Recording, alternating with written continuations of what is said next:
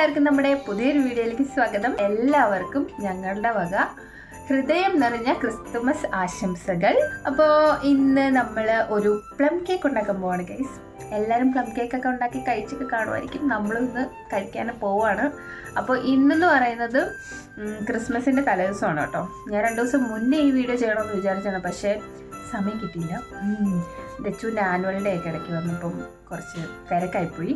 അതുകൊണ്ട് ക്രിസ്മസിൻ്റെ തലേദിവസമാണിത്. അതായത് ഇന്ന് എൻ്റെ പിറന്നാളാണ് കേട്ടോ. അപ്പോൾ ഇന്ന് നമ്മൾ പ്ലം കേക്ക് ഉണ്ടാക്കാൻ പോവാണ്. ഇന്ന് ഉണ്ടാക്കി വെച്ചിട്ട് നാളെ നമ്മൾ കട്ട് ചെയ്യത്തുള്ളൂ. കാരണം പ്ലം കേക്കൊക്കെ അങ്ങനെയാണല്ലോ, സാധാരണ ഉണ്ടാക്കിയിട്ട് ഒരു 2 ദിവസം കഴിയുമ്പോഴായിരിക്കും അതിൻ്റെ ടേസ്റ്റ് കൂടുക. അന്നേരം ഇന്ന് രാവിലെ ഇപ്പം ഒരു 10-11 മണി ആയതേ ഉള്ളൂ കേട്ടോ. അപ്പോൾ നമ്മൾ ഇന്ന് ഉണ്ടാക്കിയിട്ട് നാളെ രാവിലെയാണ് കേക്ക് കട്ട് ചെയ്യാൻ പോകുന്നത്. അപ്പോൾ ഇന്ന് നമ്മൾക്ക് എളുപ്പത്തിൽ, അതായത് ബീറ്ററും ഓവനും ഒന്നുമില്ലാതെ അടിപൊളി ഒരു പ്ലം കേക്ക് ഉണ്ടാക്കാം. അപ്പോൾ കഴിഞ്ഞ തവണ നമ്മൾ ഡ്രൈ ഫ്രൂട്ട്സ് ഒക്കെ സോക്ക് ചെയ്ത് വെച്ചിട്ടുണ്ടായിരുന്നു. അപ്പോൾ ആ ഡ്രൈ ഫ്രൂട്ട്സ് വെച്ചിട്ടാണ് ഇത്തവണയും നമ്മൾ കേക്ക് ഉണ്ടാക്കാൻ പോകുന്നത്. അപ്പോൾ ഇപ്പോൾ 1 വർഷമായി അത് സോക്കായിട്ടിരിക്കാൻ തുടങ്ങിയതുകൊണ്ട് നല്ല ടേസ്റ്റൊക്കെ ആയിക്കാണും.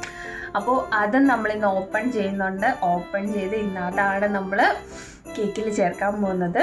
അപ്പോൾ ആദ്യമായിട്ടാണ് എന്താ പറയുക, 1 വർഷം സോക്ക് ചെയ്ത് വെച്ച ഡ്രൈ ഫ്രൂട്ട്സ് വെച്ച് നമ്മൾ കേക്ക് ഉണ്ടാക്കാൻ പോകുന്നത് കേട്ടോ. അപ്പോൾ അതിൻ്റെ ഒരു എങ്ങനെ ആയിരിക്കും എന്നുള്ളതിൻ്റെ ഒരു എക്സൈറ്റ്മെൻറ്റിലാണ് ഞാൻ. അപ്പോൾ നമുക്ക് വീഡിയോയിലേക്ക് പോകാം. അപ്പോൾ ആദ്യം തന്നെ വേണ്ട 1/2 കപ്പ് പഞ്ചസാര എടുത്ത് ഞാൻ പാനിലേക്ക് ഇട്ടിട്ടുണ്ട്. ഗ്യാസ് ഓൺ ചെയ്തു. അപ്പോൾ ഇതൊന്ന് മെൽറ്റായി തുടങ്ങണം. അപ്പോൾ അതേ മെൽറ്റായി തുടങ്ങിയിട്ട് നമ്മൾ കരിയുന്നുണ്ടെന്ന് പ്രത്യേകം ശ്രദ്ധിക്കണം. ഇളക്കിക്കൊണ്ടേയിരിക്കണം.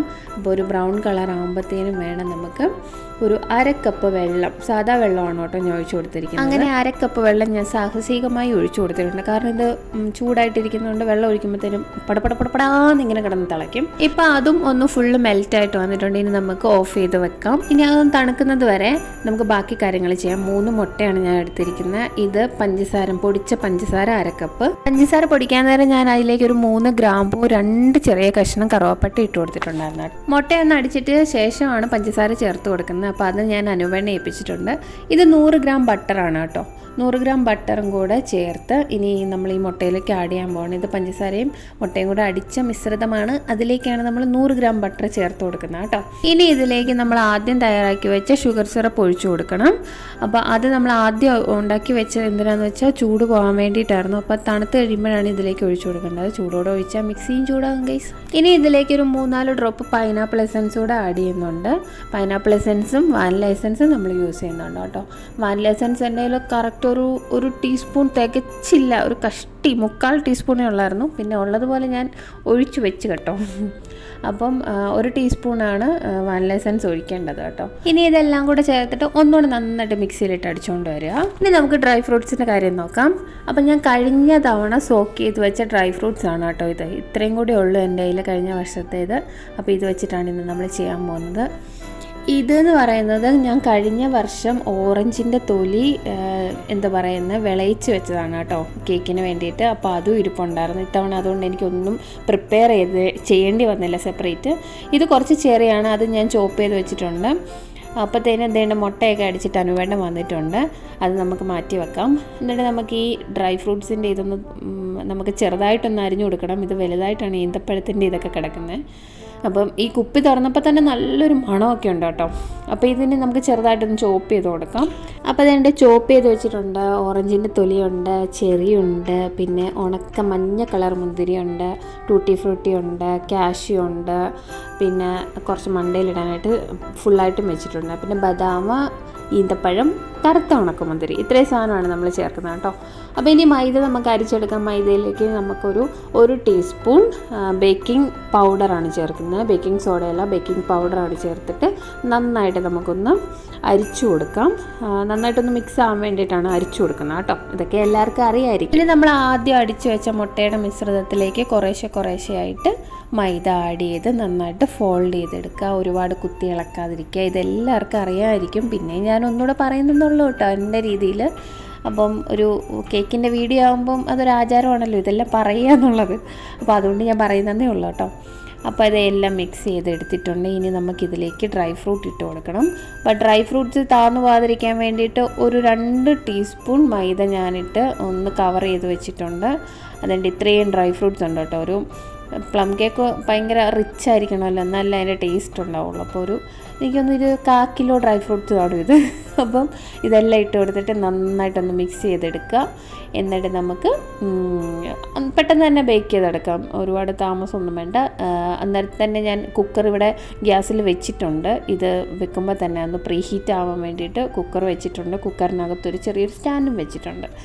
എന്നിട്ട് നമുക്കിത് നന്നായിട്ട് മിക്സ് ചെയ്തിട്ട് വേറൊരു നല്ലൊരു കേക്ക് ടിന്നിലേക്ക് മാറ്റി. ഞാനിട്ട് ഇളക്കിക്കൊണ്ടിരിക്കുന്നത് ഒരു കേക്ക് ടിന്നിനകത്താണ്, എന്നാലും വേറൊരു കേക്ക് ടിന്നിലേക്ക് ഞാൻ മാറ്റി. എന്നിട്ട് കുറച്ച് ഡെക്കറേഷൻസ് ഒക്കെ ചെയ്യുന്നുണ്ട് കേട്ടോ, എൻ്റെ രീതിയിൽ കാണാനൊരു ഭംഗിക്ക് വേണ്ടി. കുറച്ച് ടൂട്ടി ഫ്രൂട്ടി ഇതൊക്കെ ചെറുക്കൻ പെറുക്കി കളയുമോ എന്നുള്ളതാണ് ഇനി എനിക്കൊരു സംശയം. അവൻ തിന്നുമോ എന്നറിയത്തില്ല, അവനിങ്ങനെ ഇതൊന്നും കാണിക്കുന്നത് ഇഷ്ടമല്ല. അപ്പോൾ അതേ നമ്മുടെ കേക്കിൻ്റെ മിക്സ് റെഡിയായി. ഇനി നമുക്കിത് ബേക്ക് ചെയ്യാനായിട്ട് ഇതിൻ്റെ കുക്കറും റെഡിയായിട്ട് എന്നെ മാടി വിളിച്ചുകൊണ്ടിരിക്കുന്നു. അപ്പോൾ അതേ ഞാൻ ഇട്ട് കൊടുത്തിട്ടുണ്ട്, അല്ലെങ്കിൽ കൈ കൊള്ളും. ഇനി ഒരു 45 മിനിറ്റത്തേക്ക് ഇതിനെ നോക്കിയേ ചെയ്യരുത്. അങ്ങനെ 45 മിനിറ്റ് എന്ന് പറഞ്ഞിട്ട് അതുകൊണ്ട് 1 മണിക്കൂർ കഴിഞ്ഞപ്പോഴാണ് ആശാൻ വെളി വരുന്നത് കേട്ടോ. അപ്പോൾ ആ ചൂടൊന്ന് മാറി കഴിയുമ്പോഴത്തേനും ഒരു എയർ ടൈറ്റ് കണ്ടെയ്നറിലേക്ക് മാറ്റിയിട്ട് നമുക്ക് നാളെ എടുക്കാം. എയർ ടൈറ്റ് കണ്ടെയ്നറിൽ വെച്ചില്ലെങ്കിൽ ഇതിൻ്റെ ഗുണം എല്ലാം പോവും. അതുകൊണ്ട് അങ്ങനെ വെക്കാം. അപ്പോൾ പിറ്റേ ദിവസം രാവിലെ നമ്മൾ മുറിക്കാൻ പോകണം കേട്ടോ. ക്രിസ്മസ് ആണ് ഇന്ന്. അപ്പോൾ അനുവേട്ടന് ഇന്ന് ജോലിക്ക് പോകണം, കുഞ്ഞിന് അവധിയാണ്. ഇവിടെ ക്രിസ്മസ് ഒന്നും ഇല്ലാത്തതുകൊണ്ട് ഇവർക്ക് പോകണം. അപ്പോൾ രാവിലെ തന്നെ നമ്മൾ കേക്ക് കട്ട് ചെയ്ത് കഴിച്ചിട്ട് പോകാമെന്ന് വിചാരിച്ചു. അപ്പം നമ്മളിതിൻ്റെ ആദ്യത്തെ പീസ് കട്ട് ചെയ്തു. നന്നായിട്ട് വന്നു കേട്ടോ കേക്ക്. ആദ്യമായിട്ടാണ് ഇത്രയും പെർഫെക്റ്റായിട്ട് ഞാൻ ഉണ്ടാക്കിയിട്ട് എനിക്ക് കിട്ടുന്നത്. ഞാൻ എന്നെ തന്നെ പോരുത്തുമല്ല, സത്യമായിട്ടും അതെ, ഇത്രയും പെർഫെക്റ്റായിട്ട് എനിക്ക് ഇതുവരെ കിട്ടിയിട്ടില്ല. കഴിഞ്ഞ തവണയൊക്കെ ഉണ്ടാക്കിയപ്പോഴാണെങ്കിലും എന്തെങ്കിലുമൊക്കെ ഒരു പോരായ്മ ഉണ്ടായിരുന്നു. പക്ഷേ ഇത്തവണ ഒരു പോരായ്മ പോലും പറയാനില്ല. അത്രയും അടിപൊളി ടേസ്റ്റായിരുന്നു. അനുവേട്ടൻ കുറേ കമ്പനിയിലും കൊണ്ടുപോയിട്ടുണ്ട് കേട്ടോ, ഫ്രണ്ട്സിനൊക്കെ കൊടുക്കാൻ വേണ്ടിയിട്ട്. അവർക്ക് ഭയങ്കര ഇഷ്ടമാണ് ഈ പ്ലം കേക്ക്. ഇവിടെ ക്രിസ്മസും ഈ പ്ലം കേക്കിനൊന്നും വലിയ പ്രത്യേകതയൊന്നുമില്ല. എന്തായാലും കുഞ്ഞിനും അനുവേട്ടനും ഇഷ്ടപ്പെട്ടു, എനിക്കും ഇഷ്ടപ്പെട്ടു കേട്ടോ. കുഞ്ഞ് ഞാൻ വിചാരിച്ചു അവൻ അതിനകത്ത് ഈ ഡ്രൈ ഫ്രൂട്ട്സൊക്കെ എടുത്ത് മാറ്റുമെന്ന്, പക്ഷേ അവനതെല്ലാം കഴിച്ചു കേട്ടോ. അപ്പോൾ എനിക്ക് മനസ്സിലായി അവന് ഇഷ്ടപ്പെട്ടിട്ടുണ്ടെന്ന്. അപ്പോൾ ഇനി ഇങ്ങനെ കൊടുക്കാമെന്ന് ഞാൻ വിചാരിച്ചു. സാധാരണ അങ്ങനെയൊക്കെ ഉണ്ടാക്കി കൊടുക്കുമ്പോഴത്തേനും എല്ലാം എടുത്ത് പെറുക്കി കളഞ്ഞിട്ടൊക്കെ കഴിക്കുകയുള്ളൂ. അപ്പോൾ അതേണ്ട വീഡിയോ ഇവിടെ വൈൻഡപ്പ് ചെയ്യണം കേട്ടോ. അപ്പോൾ നമ്മൾ കേക്കൊക്കെ ആസ്വദിച്ച് കഴിച്ച് ഇനിയിപ്പോൾ അനുവേണ്ട കമ്പനി പോകണം. അപ്പോൾ നമ്മുടെ മറ്റൊരു വീഡിയോ ആയിട്ട് കാത്തിരിക്കുക. അതുവരെ എല്ലാവരും സേഫായിട്ട് ഹാപ്പി ആയിട്ടിരിക്കുക. അപ്പോൾ എല്ലാവർക്കും ടാറ്റാ.